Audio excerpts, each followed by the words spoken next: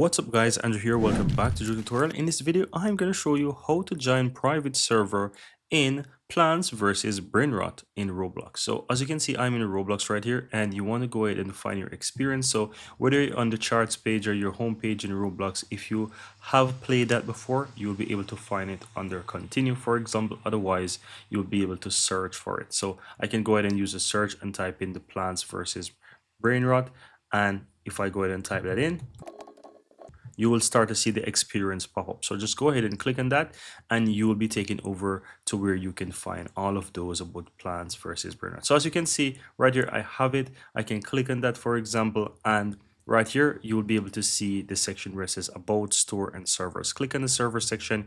Here you can go ahead and you can create servers. Otherwise there's existing servers you can see at the bottom right there. So to create your private server, click on create. You will need to go ahead and enter your server name. So in this case, I'm going to call this one Drew tutorial, or Drew, for example, Toots, let's call it like that.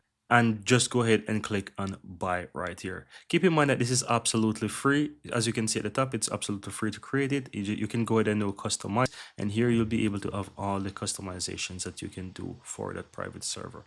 And that's pretty much easy, guys. Very easy and very simple. So there you have it, guys, how to go ahead and create private server in Plants vs Brainrot for free in Roblox. Thank you guys for watching, and see you in the next video. Here you have it, guys. I really hope you found value within this video, and if you do, don't forget to take a moment to give this video a like and hit that subscribe button so that you'll never miss out when I release future videos just like this one. Thank you guys for watching, and see you next time.